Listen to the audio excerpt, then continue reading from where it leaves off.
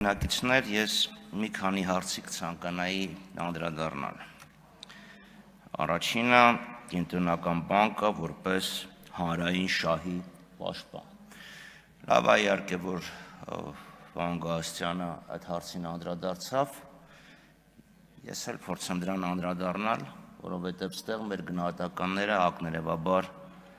տարբերվում են։ Վստահ եմ, որ դուք Ջորջ Ստիգլերի աշխատության հետ ծանոթ եք կառավարման տնտեսական էֆեկտի մասին։ Ինքը մի եզրույթ էր մտցրել շրջանառության մեջ, որը կոչվում է կարգավորող գրավում, regulatory capture, ոնց ուզում եք թարգմանեք, ռեգուլირующий захват։ Երբ կառավարություն իրականացնող ներողություն, երբ վերահսկողություն իրականացնող մարմինները ոչ թե հանրային շահն են սկսում պաշտպանել, այլ սկսում են պաշտպանել վերահսկվող սուբյեկտների կամ վերահսկվող տնտեսության շահերը։ Փառք Աստծո, մենք Հայաստանի բանկերի միություն իրանք այդ գործը շատ լավ անում են։ Կենտրոնական բանկը պետք է վերահսկողություն իրականացնի եւ թույլ չտա, որպեսզի բանկերը շահագործեն իրենց գերիշխող դիրքը եւ չարդարացված շահույթ ապահովեն ի հաշիվ բնակչության։ Հանձնաժողովում քննարկման ժամանակ ես այդ հարցը ձեզ տվեցի, դուք պատասխանեցիք, որ երբ մենք ունենք 3% ինֆլյացիա, սաղաճ, ընդամենը 3% կամ 3.5, բանկային ծառայությունների սաղաճը 7% է կազմում։ Ինչի՞։ Ինչու՞։ Այդ ինչ հավելյալ ծառայություն են բանկերը մեզ մատակարարում, որ կրկնակի թանկացրել են իրենց շահույթը։ Ծառայությունն լավ, շահույթը չասեմ, լավ, իրենց ծառայությունների գները։ Ոչ հավելյալ նոր պրոդուկտներ են մտել շուկա։ Ֆինտեխ դա մասին չեմ խոսում, այսինքն ուղղակի պարզ կոմերցիոն բանկերը ինչ հավելյալ ծառայություններ են մատուցում։ Սպասարկման որակն է արդյոք ավելի բարելավել։ Application-ները լավ, online banking ավելի բարելավել է, թե չէ։ Վերջերս բանկերից մեկը բարդացրել է, որ ինձ տարիներ շարունակ այդ բանկում եմ գործարքանում, իրանք ինչ-որ մի բան փոխել են։ Օգուտ կա, չկա, այսինքն դա չի արվում։ Այս խնդիրը պետք է անպայման նայվի։ Տերմինալների մասին բազմաթիվ անգամներ խոսել են։ Սակագների ոչ տոկոսային եկամտաբերության մասին խոսել են։ Մյուս խնդիրը, ասում եք, վարկերի մեջ պահանջարկ կա եւ դա գները ճնշում է։ Հասկանում, ինքը ճնշում է դնում շուկայի վրա եւ չի թողում, որ վարկավորման գները ընկնեն։ Հասկանալի է, բայց միևնույն ժամանակ սրանով հանդերձ բանկերը իրանց առաքելություններից մեկից ոնց որ հեռացել են։ Վերջապես բանկերի նպատակներից մեկը, չասեմ առաջնային, երկրորդային, երրորդային, դա տնտեսության ֆինանսավորումն է։ Բանկային պորտֆելի էական հատվածը, մեծագույն հատվածը գնում է սպառման ֆինանսավորման վրա։ Սպառողական վարկեր, հիպոթեկային վարկեր։ Հիմա հիպոթեկային վարկային շուկան վստահաբար դուք ավելի լավ եք տեղյակ, թվերն ունեք, ես որակական ուսումնասիրությունների հիման վրա դա կարող եմ ասել, որ բացարձակ 90%-ը առաջին, ասկա մարդկանց հիմնական բնակարանն է, նենց չի, որ իրանք բնակարան են գնում, այդ բնականը դարձնում են եկամուտի աղբյուր եւ հետեւաբար դա չեն կարող ասել, որ դա ներդրումային բնակարան է, հիմնականում սպառողական բնակարան է։ Մյուս խնդիրը սպառողական վարկերի մասին։ Իհարկե տուն գնելուց հետո մարդիկ նաեւ սառնարան են գնում, բայց եթե մենք նայում ենք սպառողական վարկի միջին չափը, այդ հերնանիծածը սառնարանի քառորդի գնի է։ 250,000 դրամանոց վարկերն են գերիշխում։ Այսինքն ակնհայտ է, չէ, որ ստեղ երկու գործոն կա, մարդիկ ովքեր չունեն, այս պահին իրանց եկամուտը չի հերիքում, իրանք գնում են վարկ են վերցնում այդ պահին սպառման համար։ Կամ կա ավելի վատ տարբերակ։ Կապենք դա խաղամոլության հետ։ Մյուս խնդիրը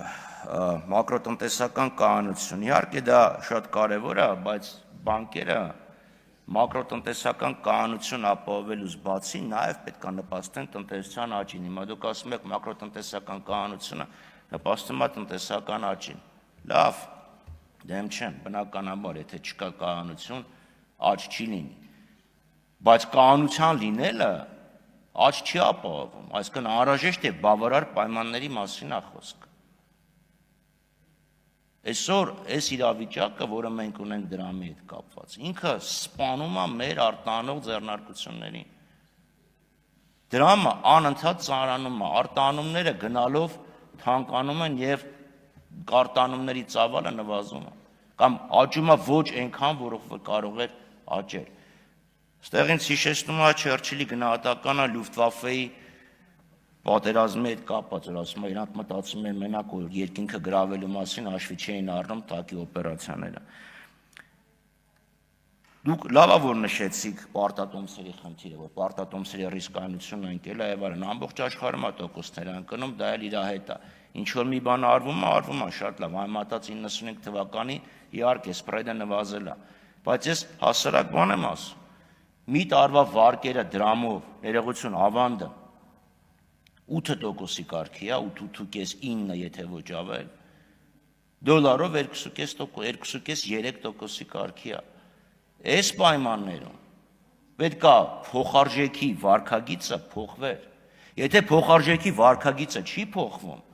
ուրեմն ավանդի տոկոսների վարկագիծը պետք է փոխվի։ Այլապես մենք ընկնում ենք վարկագծային ֆինանսների տրամաբանության մեջ, մարդիկ ուղղակի դրամին չեն վստահ, որովհետև չկա խելամիտ պատճառ 400 կամ 375,000 դրամը պայել $1000 մեջ եւ տարվա ընթացքում ստանալ, մի տարի հետո ստանալ ընդամենը 3%, երբ այդ 375,000-ը կարող ես ներդրես եւ ստանաս 9%։ Չկա տեղ տրամաբանություն։ Պարտատոմսերի մասն եք խոսում շատ լավ, այդ դեպքում խզումը պարտատոմսերի շուկայի եւ բանկային շուկայի միջեւ։ Դա ինչով է պայմանավորված։ Եվ մի հարց կա, որ եթե ձեր հետ լիովին համակարծիք եմ, ստեղ իրոք պրոբլեմ է, բանկերի հետ խոսում ես, ֆինանսական կազմակերպությունների հետ խոսում ես, ստեղ մեզ մոտ ճիշտ անցյալ աշնաններ, բայց նաև կենսաթոշակային ֆոնդերը եկան, մարդիկ ինչ են բողոքում, ասում են, որ մեզ հարցերի բարձրացրեց, ասում, բանկերը ֆինանսավորում են սպառումը։ Իրական տնտեսության մեջ փող համարյա չի գնում,